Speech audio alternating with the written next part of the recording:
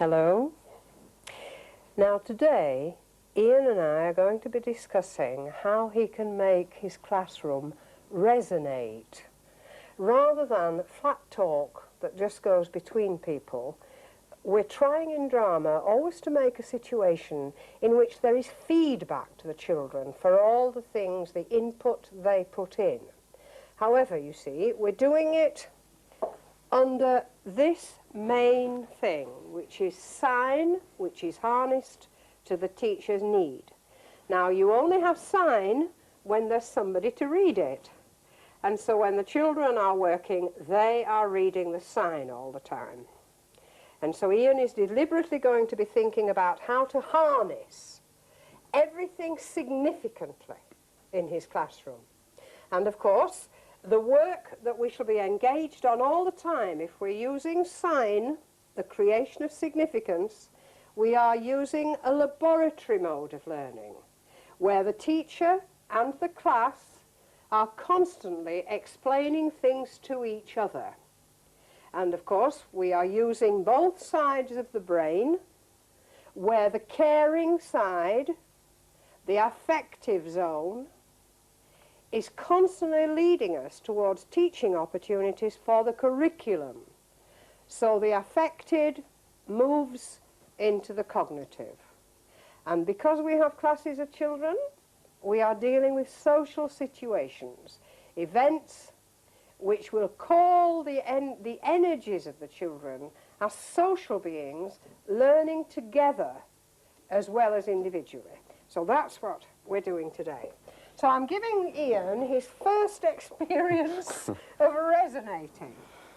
Now, one of the areas we've been looking at is how a fairly ordinary story becomes usable for a teacher in drama. And this is actually a map which Ian and I have made out of scrap and newspaper and so on, as I would with children. And this is the road from Jerusalem down to Jericho. And I think you can guess what the story is now.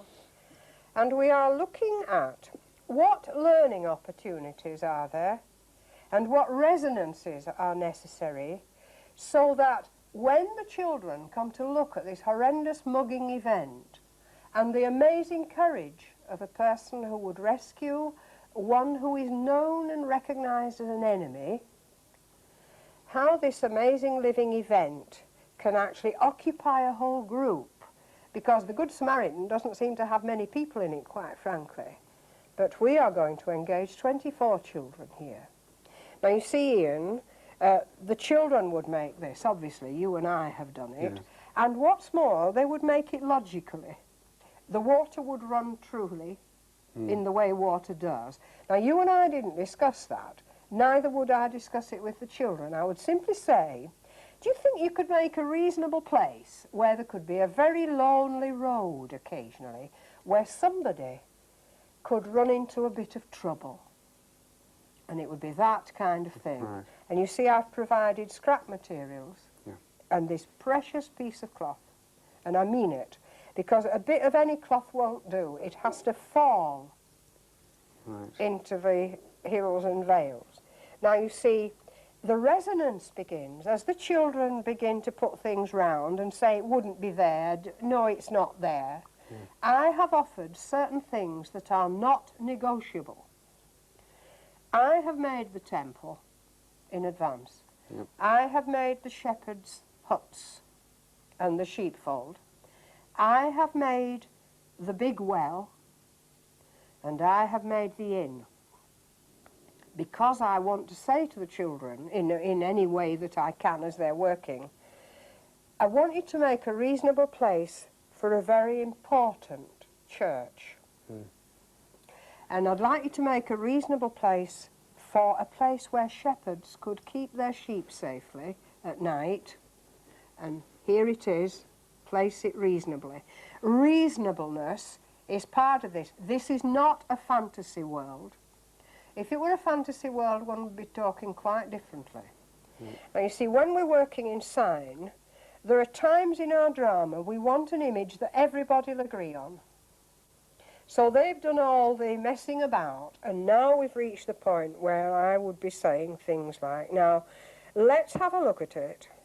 Let's walk all around it and see whether we think what we've done is extremely reasonable for the way people like to live in places. Is it reasonable to put our big church here? Right. And if they say no, well, they'd have argued that out, of course, before now. So we'll go around, and what I'm doing here is they've had all the effective thing, they've enjoyed messing around with it, Yes. and it's amazing how well they cooperate, of course, because as soon as somebody puts something down, the sign is there to be read. They can see what they've done Right. and what it's telling them.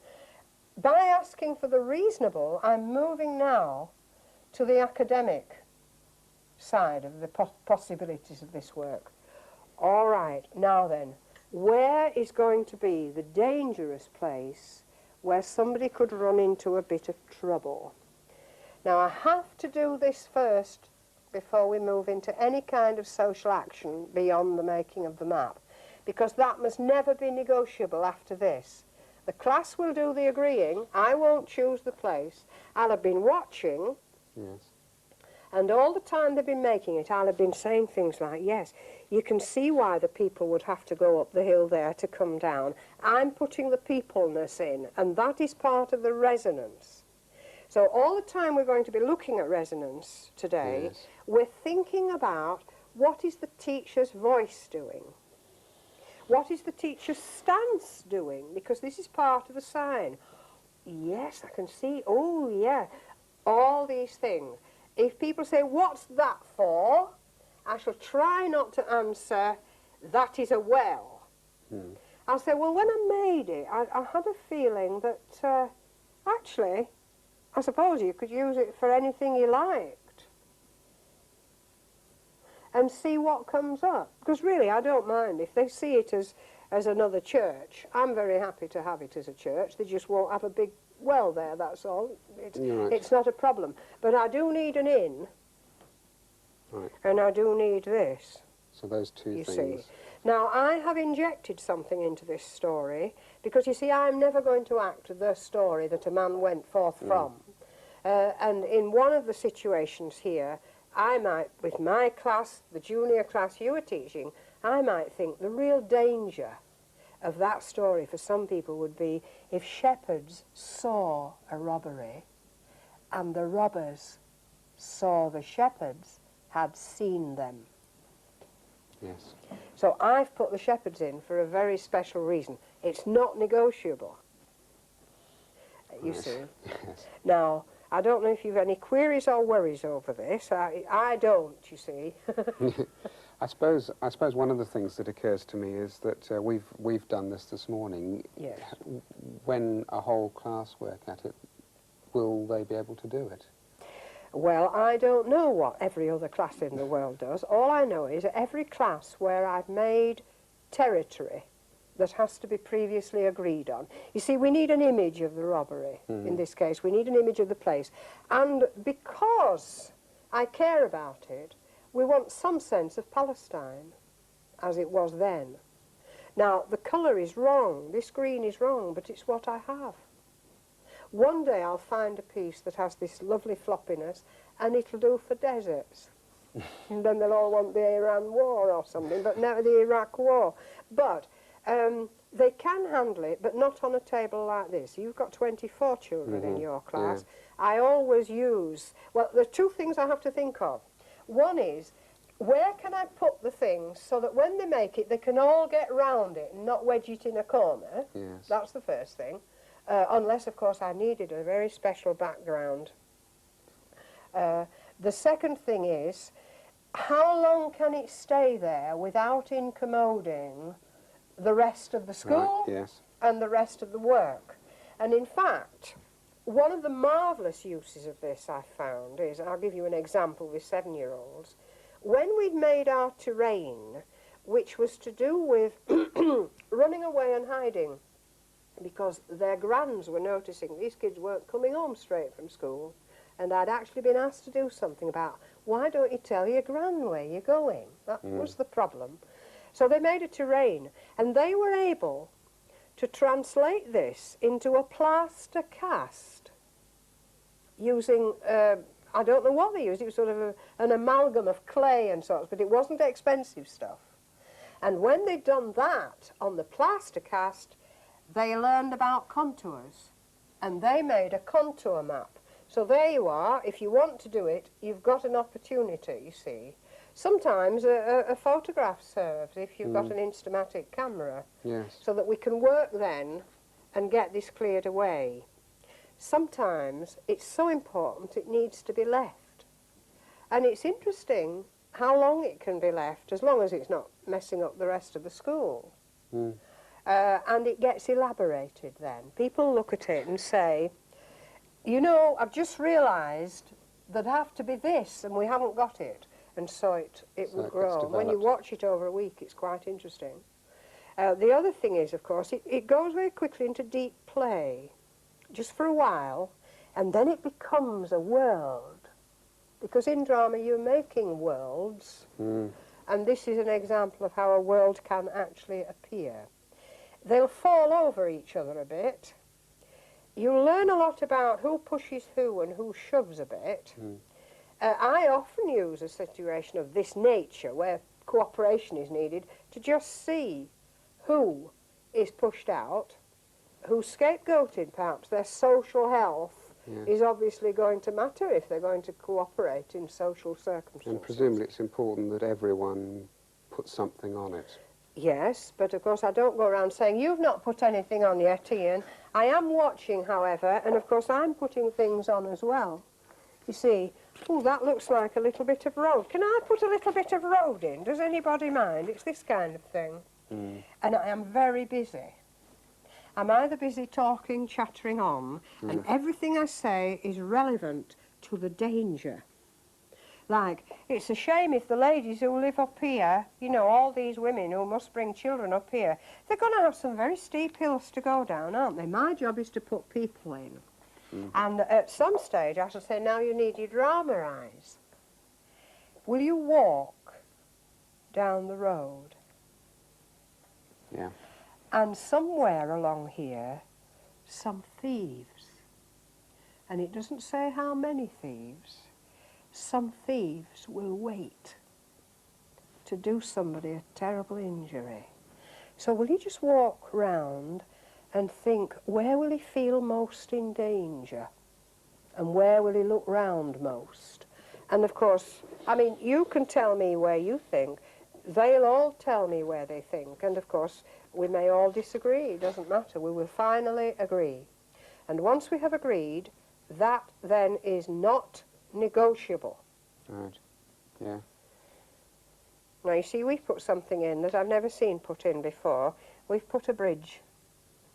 And so as soon as if I'd seen children do that, I'd have thought, that's a very dangerous place for a man. It can be knocked off, it can be pushed in the water, and they can hide underneath this sort of bridge. escarpment here. And so I'd be waiting just to see, in fact, if they saw that, you see. But they might see that as a tunnel, which is really a little bit of a mistake.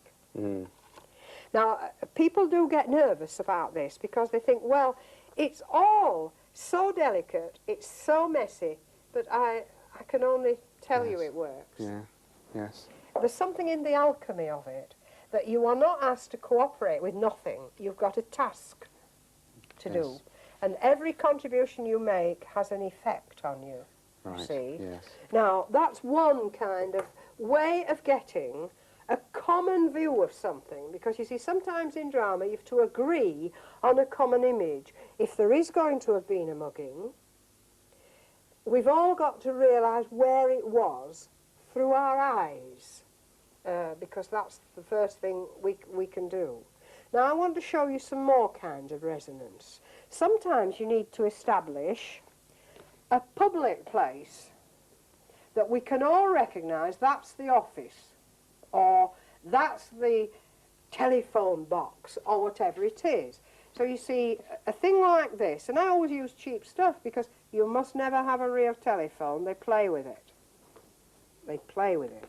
So see, I mean, obviously we're finished with our Jerusalem thing at the moment. Telephone like this, you might say, where shall we put the phone in case you need to ring out? I mean, it could be a police station we're running or whatever it might be. And they will make a strange kind of sociological choice of what feels public enough and available enough. I'm not going to say where. And it'll tend to be then where I'll hang about a bit, you see, because that's where a lot of people will come, because there's something terribly important about doing something like this. Yes. And I watch to see how many people are at the phone. And the people who go to the phone in a situation like this are, first of all, the ones that are task avoiders. I'm supposed to be getting on with this, but I'll do that because it's more interesting to do that. And if I keep on going away for 2 minutes, you won't notice if I'm back at the phone again. So you can learn, you know, who are the task avoiders, who's a bit lost. They'll sometimes come to the phone because they're lost. And then there are the people who suddenly get into it and are very important and they use the phone. You may find you have to negotiate 2 more phones. Yeah. If the work is serious enough to warrant it, that suddenly all this language is coming out. I can then move, of course, I'm always into curriculum, you know. So the sign of the phone will allow me to say, by the way, are you noting these phones in the book? Well, don't forget, we'd better have a phone book.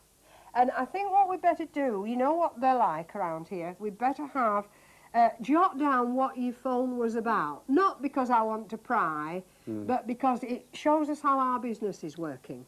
You see, how many clients we've phoned today. So we'll need and of course then I provide the kind of tool that best suits the children, the age, the ability and so on. I make sure there's a pen that is not negotiable, that is, it cannot be carried away, it is tied by string, and it starts to look very important. And suddenly I'm thinking, maths, if they check their watches, the cheap calls, I had 3 minutes, so I gradually start adding problems. And you find fewer use the phone for a while. Because you see, oh, I would have to work out 3 minutes to London. And I've got to use the genuine post office information here, of course, which may mean I have to teach a bit. So I might say, I think I'll just sit on the switchboard for a while because we're going to have to check these calls. So I now have this on, so I can't hear calls, really, not when they're phoning. And I'm saying, by the way, you had, was it 2.5 minutes? Right, yes. Well, now, just check in there. Are we on cheap rate yet? Does anybody know if we're on cheap rate? And then, you see, I might have to put my tables up so that they can actually check on their tables at 5 times 4.8 or whatever, you know. I'm still a bit old-fashioned, 4.8. All the time, everything is exploiting the curriculum possibilities. Now, here's a public thing. But sometimes you have to make things so that people have a private territory. Now, the ones I'm using are ones that I have actually used when I've needed to do it. This is a 13-amp plug, right? Right. And you, Ian, could write your name on this 13-amp plug if I could find it, but it's yours. So everybody's going to have a 13-amp plug, because what we do is make shirts. We are a shirt-making factory, because we are, in this case, big girls interested in design and boys. Right. So, on your table, you need a bit of sellotape or a pin, you see. You can put your electric flex, you can put that. And once you've got that, as an individual, your sewing machine you can draw for yourself. Now that is your territory and I cannot touch it, and neither can anybody else. Feeling important by yourself, I mean, we still may have a phone and all the phoning stuff, but nobody can touch this. And I've seen sewing machines that start out looking like nothing. You wouldn't know what they were because the girls may not have seen a sewing machine, but they end up like huge powered motorbikes as they gradually find they can sew, you know, 8 million shirts in a day and so on. And gradually it comes back to reasonableness. Yes. Because it's the same play with the map, with the private machine. That is going to lead to very strict vocabulary. How many shuttles are you working on? what size of cotton.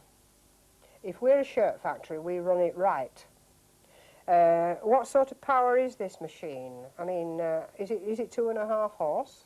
I mean, I'm rather old-fashioned now. How many cc's, you see? Because the vocabulary has to start to be right. If we're stitching collars, we're dealing with the correct fabric names. Drama is never messing on. It's always using the caring part, the bit that I'm interested, concerned in, getting into what I want them to find they can handle. Yeah. Because in the real world, you don't say, I'm now sitting down to do a half-hour maths lesson. You say, hang on a minute, I better turn my maths tap on and get this maths done. Yeah. Because it is necessary, you see. So how many metres of cloth are you using for that shirt? You could cut that out with less. You better get these patterns better organised, you know, because they're the boss is going to say, there's 2 inches wasted round there. I think we could trim this a bit. So we're actually dealing with actual measurements. We may never have fabric, because we can't afford to do it, but we will have that which symbolises fabric. Wait a minute, how many metres have you got? Yes. All right, we'll lay it down, and then we have the real paper patterns. The real paper patterns, which we've made ourselves, of course. Put them down on a non-existent cloth, and we'll see how much wastage there is. Yes. What we won't do is pretend to cut them out. We'll get the big electric cutter because we're a shirt factory. Now, you see what I'm talking about in resonances? Now, what resonance does... I'll just have to use this little corner because I want to use this in a minute. You see, what you're trying to do when you're teaching is, first of all, and every teacher has to do it, they have to attract. Right? Yes. And, I mean, sometimes it's what I'd call the dreary drab way of saying, everybody look this way. I'm waiting, James. If you manage to attract somebody, you might get them just to give a bit of attention. If you manage to get a bit of attention, you might get a bit of interest. And if you get a bit of interest, you might get a bit of commitment. I want this right. That water's definitely not right. I'm going to fiddle on with that till I get it right. If I get a bit of commitment, I might get to obsession. Obsession is frowned on. It's considered a nasty word. That child is obsessed. I believe the big people of the world are people who've been given the gift of obsession. And I don't see much obsession in schools, and it makes me angry, because I see plenty when they're playing in the backyards, and I'm upset by it. And the reason we don't get obsession is that every half hour they're expected to get attracted, attending, interested, committed, and obsessed again. Now, my kids get obsessed because this affective zone and the constant my obsession with this is going to win your obsession with it. And with obsession comes responsibility. It's amazing. And what's more, children will actually, I actually say, because I often don't know them, you see, because I'm a visitor, I might say, by the way, do you think you're the sort of person who easily falls off, you know, and sort of stands at the back and isn't terribly good at keeping going? They're so honest. They might shuffle a bit, if but they're usually a hand or two goes, well, yes, I do find it a bit tricky. Is there anybody here who feels that they're pretty good at keeping at it? And you get one or two. They're not boastful, usually. And then you see, so, well, look, if you don't keep at it so well, join up with somebody who does and keep 2 of you at it. But you'll be good at saying, let's take a rest. Yes. And I find they really are marvellous, because it all sounds like promises, you know. Yes. But it actually does work. Now let's have a look at something else. How can we plant a sign that gives more than just 2 words? So working with some children on really looking into the Iron Age as part of their history studies, I thought, how can I write this? It isn't actually very good, but, you know, I'd chalk and a blackboard. Now, you see, you're writing it and you're saying, when I write this, I'll bet you see pictures. Now, that's what I mean by resonance. So, hang on, I'm going to write it. And I'm trying to write it like people with not very sharp tools could actually make marks in stone. I think they used to call them something, but I'm not sure what they called them. The Iron Age. The age when stones could be cut. Now, just draw anything, because obviously I would have the paper ready. Just draw anything that you think, when that was on, this was going on. Now you hear the words.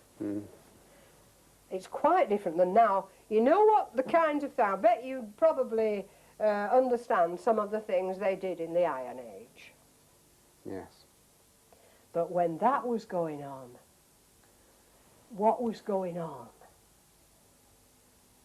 Now you see, I, in this case, would give white paper and black charcoal, if I could. I would try not to make it felt pens. I would try, but it may not be possible. I may even have to work with thick pencils, which would be better than felt pens. The sign is always trying to be as meticulously well, not perfect, I can't use that, meticulously well as I can make it.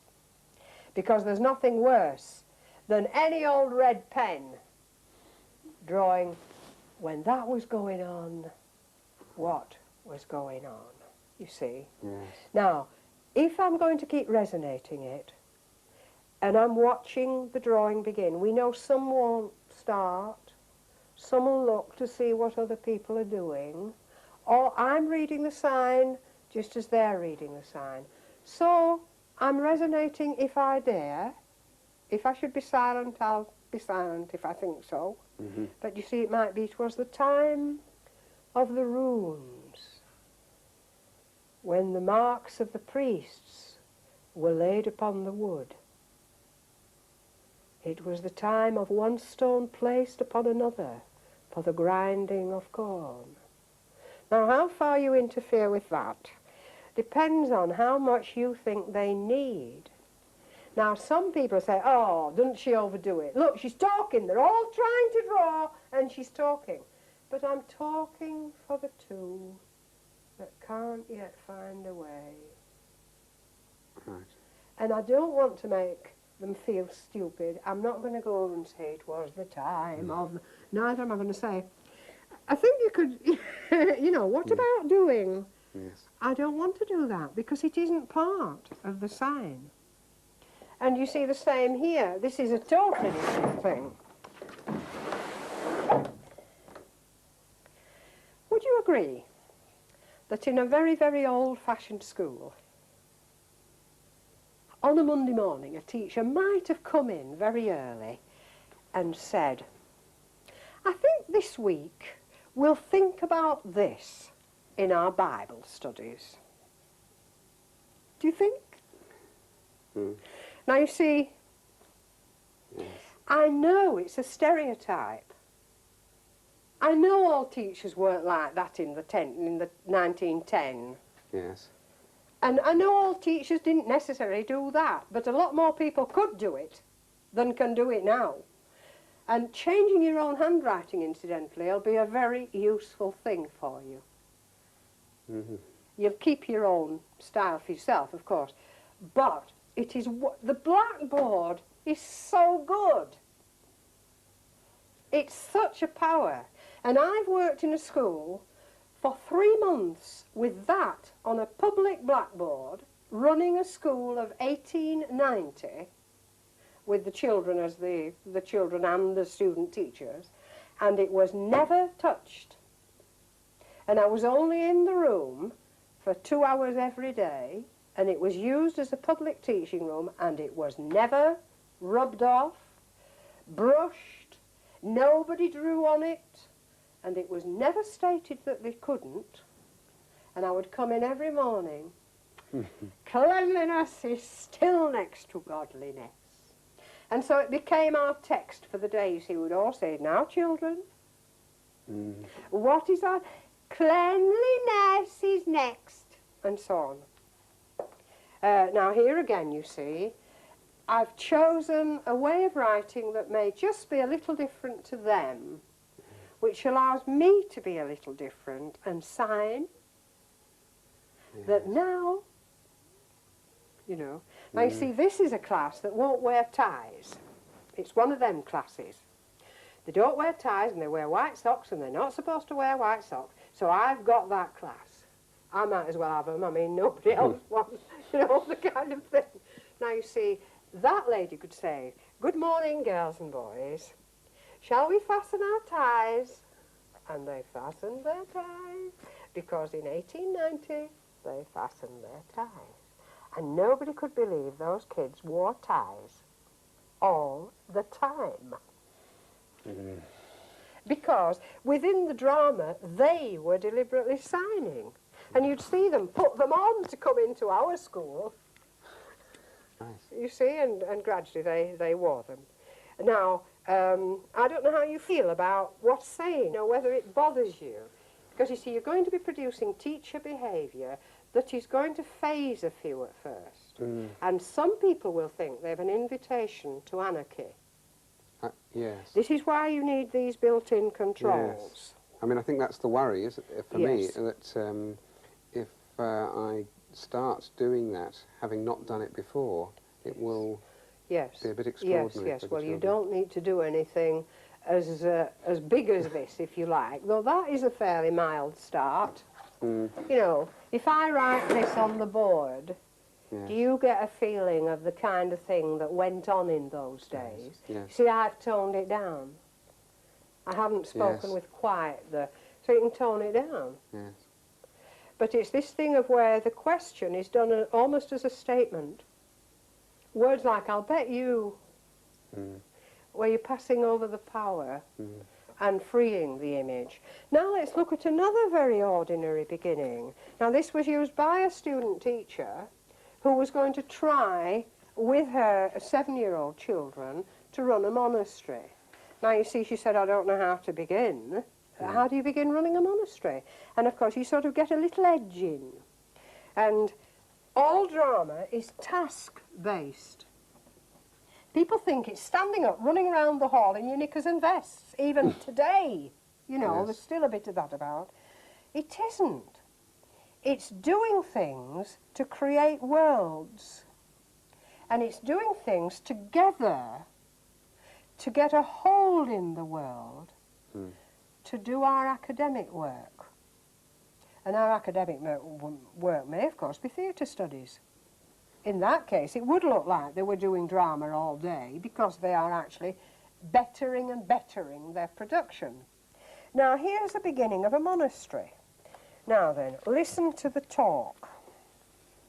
If I give you one each of these, you see, could you just sort of put them down so that we could all see them? So, you see, we can't do it so well on here, but we'll just do it like this. We've got a chamberlain, we've got almoners, we've got flock masters, we've got master of novices, refectorians, infirmarians, and there's children of 7, because you can't mess about. I mean, medieval monasteries are medieval monasteries. You can't make it easy. Precentors, sacristans, keepers of relics, psalmists, cellarers, guest masters and kitcheners. Now, I happen to have said those aloud. You don't need to have done if you don't want to, but I'm trying to resonate because what I'm doing is gathering everybody in. Yes. Infirmarians. Thank you. Right. Herbalists. So that there are only 7. They might not remember what I've said, but they get the flavour of it. Right. And this is more gathering in. Have we got them all so that you can see them? I don't need to see them. I can come round if I want to see them. Right. Okay.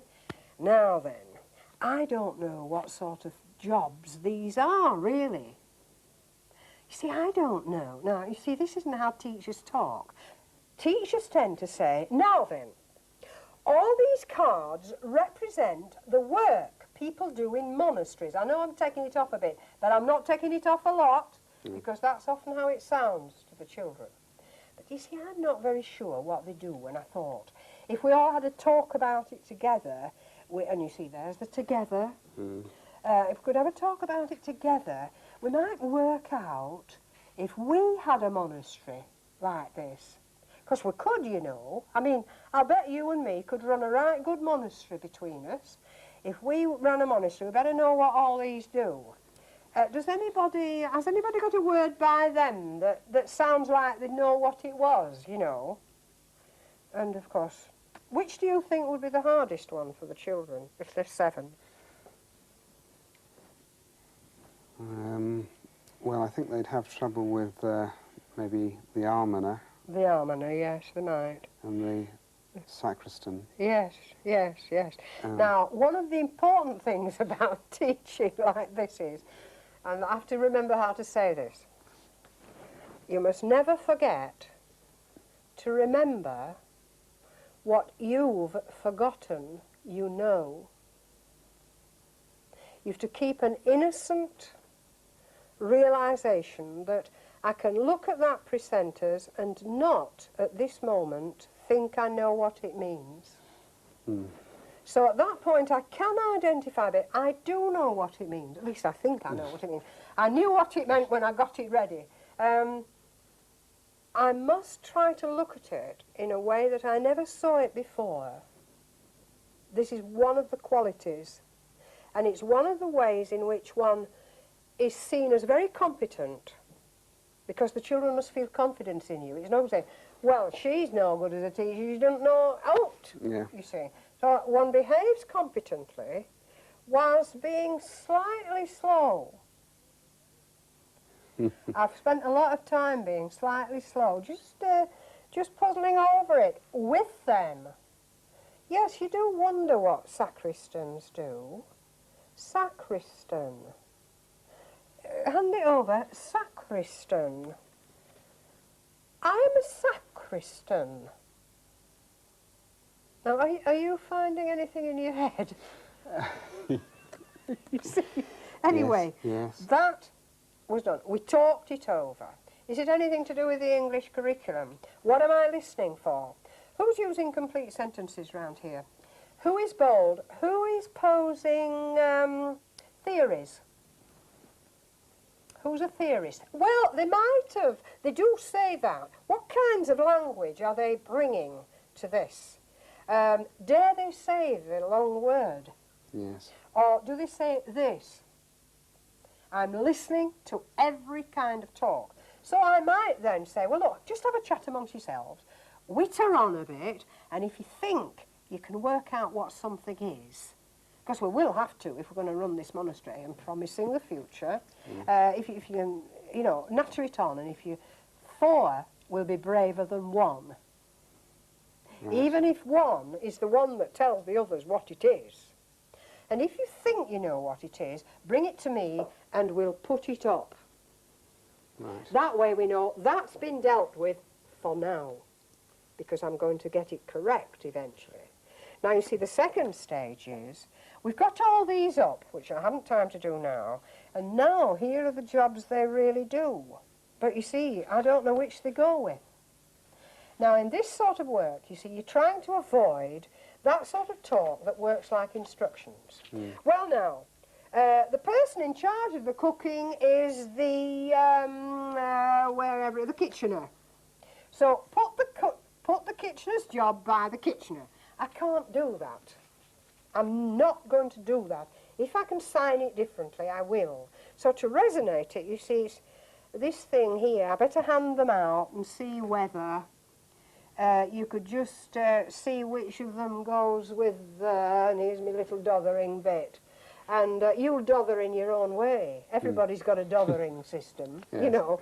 And we again, who's reading? There's a lot more reading here. Who's reading? Who's passing it on? You know, who isn't bothering to read it because they're just seeing round them. And so I'm looking all the time at who'll tackle it. And then we put them up, and if they think that the person in charge of plants and herbs is the flock master, which I don't think they will, even at 7, it'll stand like that for a while. Now that began a monastery.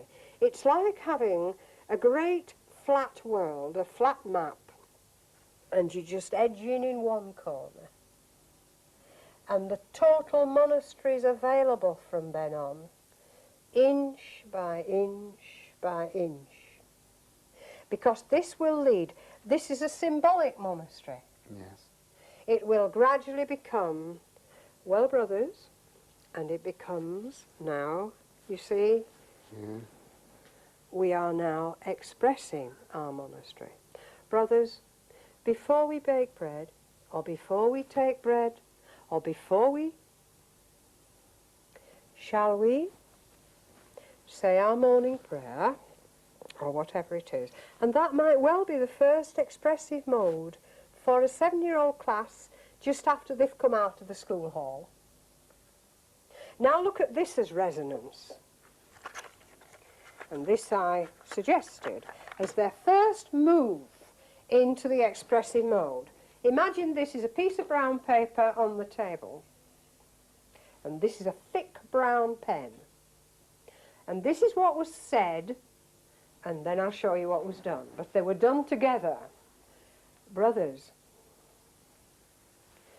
before we break bread together, and set about our duties, and she drew a loaf and proceeded to break it, so that with 2 hands she could give it, and eat to consider our day's work. Now, I said to this student teacher, you won't know when you start whether you should draw that kind of loaf, which belongs in that century, or whether you draw a mother's pride sliced loaf. And this bothers teachers. If a mother's pride sliced loaf is the right image for those children, mother's pride sliced loaves it is today. It won't be again. If it's a mother's pride sliced loaf, it's because you made a judgment about what feels true to them. That could look like a cracked pot. Yes, right. So you see, you might find yourself as the abbot resonating, I will remove the wrapper. I mean, it sounds ridiculous. And here is the good fine white bread, because if that's what you think they normally see and eat, that's what you can have. You don't have to love your play. You love the children's working. Do you see what I mean? And people get a bit mixed up with that. So don't be afraid of the false image that will be corrected. Because later, how to roll, you see, you can say, I don't know whether I gave you the right sort of bread, actually, for monks in those days. We'll have to work that one out, won't we? And they might say, oh, it wouldn't be like that. It wouldn't be wrapped. No, I thought it mightn't be wrapped. No, and it wouldn't be sliced because they wouldn't have had a... No, you think not? No, they didn't have knives. Well, and you're into the century, you see. Now, this same, we've got our little edge up now into just going and doing a little bit in the kitchen and doing a little bit here. But now we have a big decision to take. I want to see if this 7-year-old class can read a plan. Because this is where we all work and live, and we have been set a problem because I want to get into science. How does sunlight affect people when they're writing in those days? How will they manage not to go blind in winter? How does light come through very thick walls? And how can we therefore enlarge our scriptorium so that we have to understand where to put the windows? We've already got some windows in our scriptorium here. But if we're going to have to make it bigger to do a much bigger book and lots more monks to write it, because I'm into making paper with my class, you see. Now, all the time we're resonating it. Here's an example of resonance. Brothers, I think I should tell you that Brother Anselm, who is very sick, as you know, in the dormitory, may die soon. And I feel we should be aware that in our cemetery there may be one of our older brothers, always older brothers, they're only 7, we don't want them thinking they die. Older brothers may die. I thought I would mention it at this time. Have the geese, and so on and so on. You are apparently wittering on, but you're resonating. Now the difference, you see, is, now this is a plan of our monastery.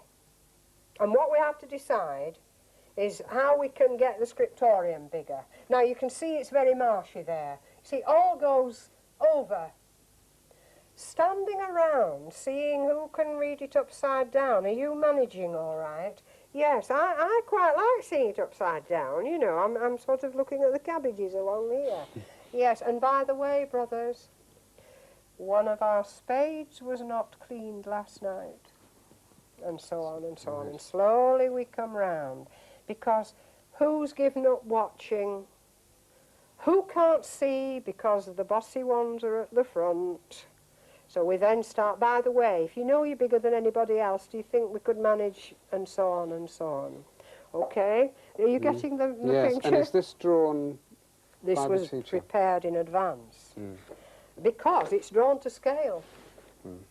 And it's also orientated correctly for monasteries, for Benedictine monasteries. It's drawn facing the right way. Because why will I waste the opportunity? Yes. So when we go to chapel, that has a bearing on it. Now you see, we will also have opportunity that arise quite naturally again for more resonances. Brothers, there has been a letter come in. Now, this isn't a correct map. It's too late in date. But it's the best I had with the time I had. But it has plans.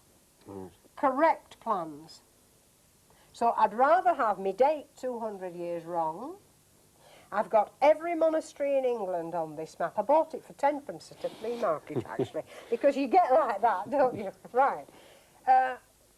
Our brother, our bishop, has sent us a letter from Chichester. And I'm just trying to see where... are there any brothers who can see Chichester? Now then, I'm going to work out with them, they don't know this yet, how long it took the letter to come by horse from Chichester to Durham. Because the opportunities for curriculum study are in my responsibility. They're in my domain. And I must make the opportunities, you see, and so it will go. So all the time one is moving backwards and forwards, and as I tried to show you on the earlier tutorial, Yes. that you progress a bit in your drama and then you drop for the curriculum study. Right. Or you go up for your curriculum studies, you might say, and you come down for your effective study. Right. You see, a man on a horse, we have to send a letter back to Chichester. We must calculate how long it will take. And remember, the roads will be getting worse as the winter comes. Now then, the next situation may be one affecting the right side of the brain. And it is to do with, one does fear that sometimes messengers are not very careful of their horses.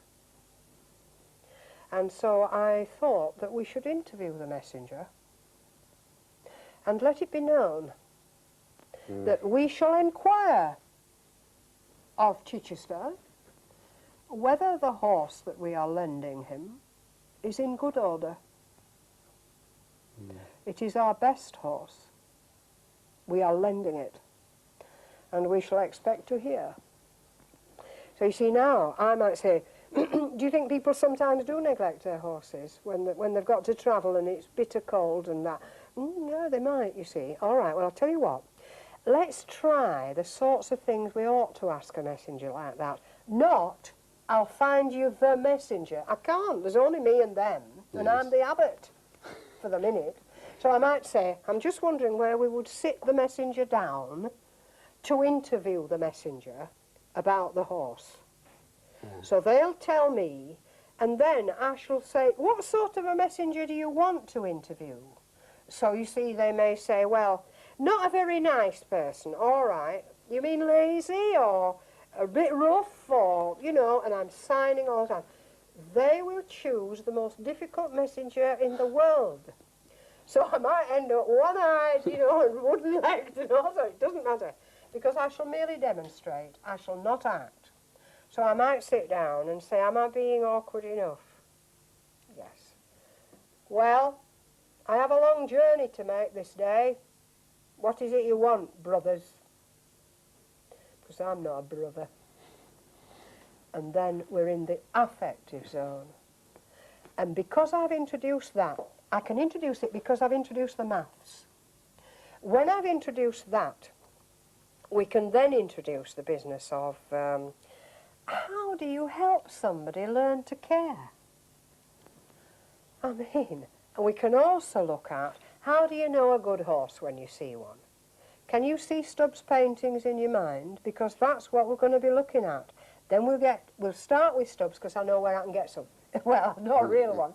We start there and then we get down to hill ponies, earlier horses, Roman horses, little horses, tough horses. And if we want, with a lot of deep obsession. Now, you see, we haven't got a horse person in our monastery, but there's going to be one. Somebody's going to come and want to look after them. Yeah. Sure enough. And then, you see, we're into the naming of horses. You just... It goes on. Of course it goes on. It goes on because you are paid to be like that. And the curriculum is a gift. It's an absolute gift. The problem is to keep track of it, you know. How far can I take the horses? How far can I use the measuring from Chichester to Durham and the number of days' travel? How far a horse can walk? Because he isn't going to gallop all the way from Chichester to Durham. And modern children in cars will have a very great difficulty sorting out, you know, 20 mile a day, roads that may have no bridges, fords, the river may be swollen. Let's make it November. What's the worst time of the year, do you think? And so we can make it as hard as we like. And we will have to draw all the stopping places based on the monastic places, because we are making it accurate. That makes sense? Okay, right. Now let's have a totally different kind of resonance. What we have here is an exercise in reading, you see. Now, I've prepared this because I can't afford it to be wrong for the particular thing I want. I want to teach some young children, if they can read into writing, not just read writing, but see what are the implications. And we are going to be working, I don't know if you know the book, The Chance Child. Now you see in The Chance Child at one stage meets a pit boy in the very early mines. So what I want to try to do, and there's not a lot of mines about now. You can't take children down mines anymore. Well, you might take them down a museum mine. And so I've got an authentic pit boy's day in my diary. It's the business of don't do teacher talk, let the diary do the talk. Now you see, the problem is going to be we shall be working as archivists, and this has been found, just a moment, I'll just check where it's been found. It's been found in a miner's bait tin in an old house that's being pulled down, and they brought it over to us to see if we can work anything out. Now, you see, if you look at the sign there, you tell me some of the signs you see. Well, the writing. What about it? Well, it's very correct, very orderly. Yes, yes. It's another of very- my hands, isn't it? Very, Yes. And yes. it's written in pencil. It's been pencil. It's stained. Yes. Um, It's interesting. You saw the writing and I saw the stains. Yes. I saw the stains first. I was thinking that's got a history. It's been someplace. It's been messed about. Yes. Yours has got lines on. Yes. Mine It hasn't. hasn't. That Mine's- sign is interesting. They're supposed to be from the same book. Yep. Isn't that interesting? They're torn Okay. down the side. Yes, they've been torn out. Yes, yes. And then we might look at what the writing is about. Now, you see, as archivists, I can ask very high standards. I'm not saying, can you read this? Is this too difficult for you? Are there any hard words in this? I'm never going to talk like that because you don't do that in drama. And what we have to do is try and work out what on earth the messages are. I can see a word here, allowed me clogs. Clogs. I've got clogs in mine. Have you got anything interesting in your? You've only got a sort of... Oh, yours isn't full, is it? Yours isn't a proper full page. Oh, but do you want a full page? Yes, I've We'll got the have a title full- though. Yes, you... Oh, that's why it's not a full page. Yes. He's called it his working shift. My working shift. Being the... True account by Harold Brown of a miner's life. Well, it looks like you found page 1. That's an interesting one. Try that one. See if you can find any words that look a bit unusual. There's one here about a dull click. Have you got anything in yours that's unusual? It's swooshed out blackly.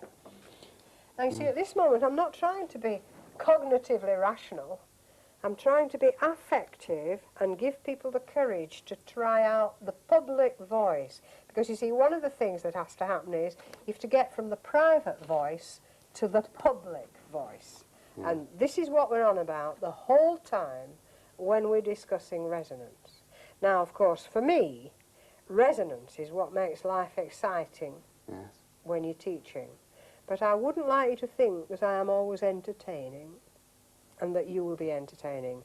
I am attracting to get obsession. Yes. And the obsession I'm heading for is that core and foundation curriculum. Okay? Yeah. Right. I shall expect to see you creating great resonances in future. Okay. Right.